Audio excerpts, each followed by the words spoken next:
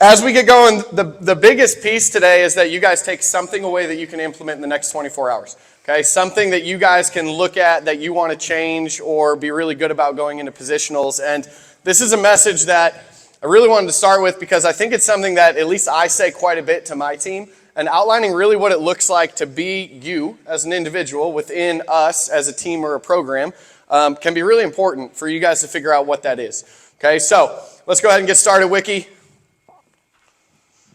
Okay, our coaches know this, but the BAMFam mission statement, and this is about you guys as players, is that our goal is to take you as a player from where you are to where you want to be through education, execution, and commitment.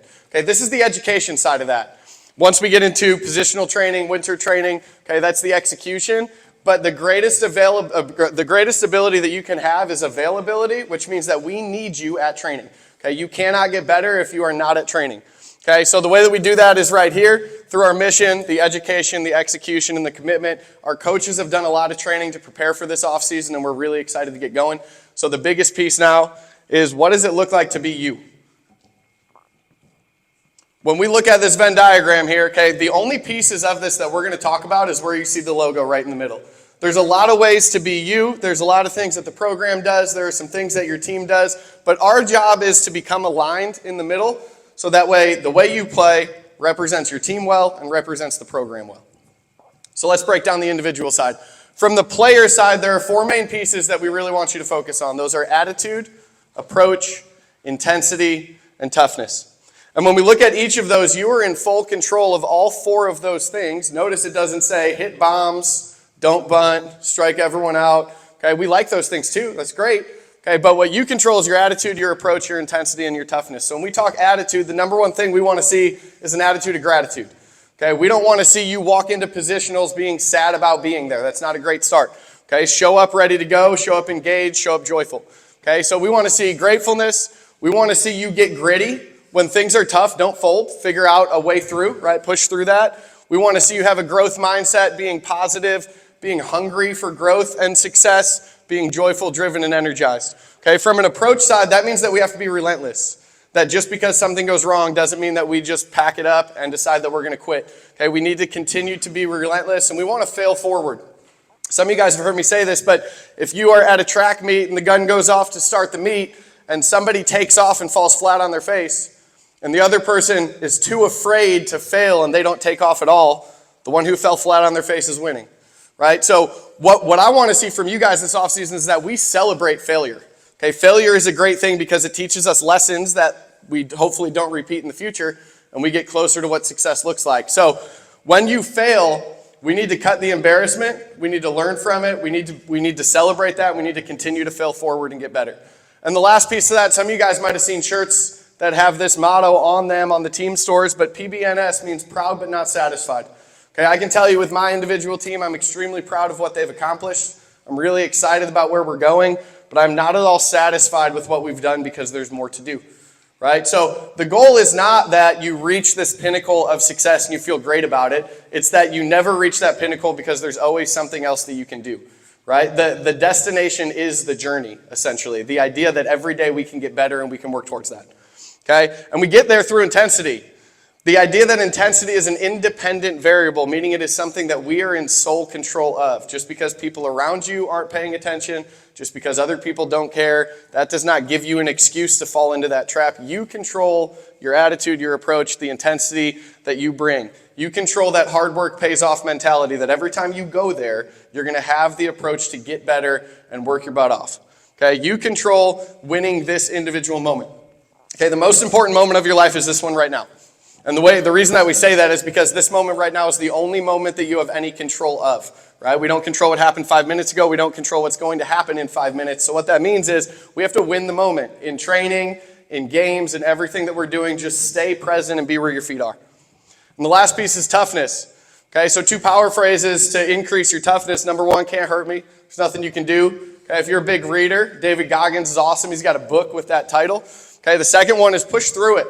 I just had a conversation at my own house with one of my kids about the idea of being tough and understanding that sometimes things are going to be hard, and all we can do is push through it, find a way to the other side of it, and recognize that tough things still have an end point, right? They won't be tough forever. They're going to be tough for a few minutes or an hour, whatever that is.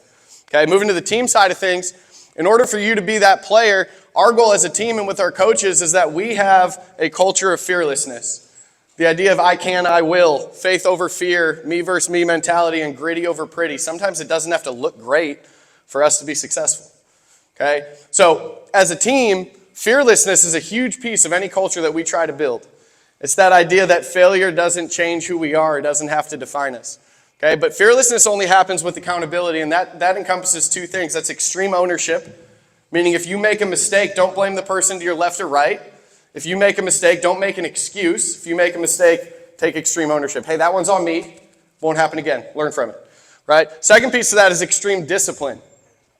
Meaning that some of you guys experienced it this morning. You woke up, it's a Sunday, the weather's not great. You probably just wanted to sit at home, turn on the TV, and chill. Right? But extreme discipline means that even when you don't want to do something, when you know it's the right thing to do, you know it will make you better, you still find a way to do that and be engaged in what you're doing. All right? Next piece of that is we want to be connected as a team. And we do that by loving the game, by loving each other, and by staying together when things get tough. Good teams get through adversity together. They unite through that. Okay? Average or bad teams separate and become individuals through adversity. Okay? Coach Mike Krzyzewski, one of the greatest coaches of all time, Duke basketball coach for a long time, always talked about the difference in being slapped or being punched. Right? So in the game of basketball, you have 5 people on the court. If you're all playing separate, a slap can only hurt you so much, but as soon as you decide to play together, now we have a lot more strength in that unity. Okay? Now, I don't have 9 fingers. Maybe you do. On one hand, that'd be an awesome punch, but it's the same concept, right? We want to play together to do the most damage, and that happens when we're unfazed. Meaning that when something great happens, enjoy that, live it. Okay? Enjoy the high that happens when you get that big RBI double. Okay? But then we got to move on. We got to raise our lows from being really low to being neutral. Meaning that when something like that happens, it is what it is, and for me to get out of it, it takes what it takes, and it's that simple. We take emotion out. All right? And when we do that, it gives us this mentality of a challenge-accepted attitude that when things get tough, it's just something that we have to rise to the occasion and meet. It doesn't mean it's something that has to cause us anxiety or fear or something that is going to bring us down forever. Okay? So how do we do all of those things within the program? When we look within the program, the things that we're trying to get through is primarily our culture, right? It's culture over everything and anything that we do. So the idea of being proud but not satisfied, the idea of that hard work pays off mentality, and the old Pacers motto of blue collar, gold swagger kind of fits our colors, right? The mindset of feeling like $1 million every time you wake up. How many of you woke up feeling like $1 million? You will by the end of the day. We'll get into that and measure what you treasure. Okay, the idea of waking up and being 1% better or working to be 1% better than the day before. Okay, 1% better is 14 minutes and 24 seconds of your entire day. You can take that amount of time to get better every single day. And OBC, being your own best coach. As we get into positionals, one of the things we hear all the time is sometimes there's not enough reps. There's a lot of people in there, and I get it. But if you look at positionals as a clinic or a camp structure where you get to learn all of these skills and implement those, then what that means is you have to be your own best coach. You have to take what you learn at training and you have to implement that into what you're doing on your own. Okay, that's the overall goal with the mindset. And skill set, we're going to get you guys positional aptitude. You're going to learn different drills and routines. We're going to put pressure on you to compete through the physical side of the off season. But you have to be engaged mentally in order to gain the most physically. And we do that by being aware. Aware of ourself, how our actions affect other people, how our actions affect ourselves, the internal dialogue that we have going through our head every day. And we do that by awareness of other people and other teams. If you see a BAM or a FAM player at the facility, give them a wave. Say hey. When you see somebody not on your team at positionals do something great, congratulate them, right? Let's be a program rather than just a group of teams, okay? So when we look at all of that, the big goals are be you, okay? Choose your attitude, your approach, your intensity, and your toughness, and be that within the team, within a group of fearless people, a group of accountable people, a group of connected people, and a group that won't be fazed by anything that happens on the field. And do that all within who we are as a program, which is living into our culture, the mindset, the skill set, and being aware and supportive of everybody else in the program. Okay, so when you hear be you within us, that's what we're talking about right there.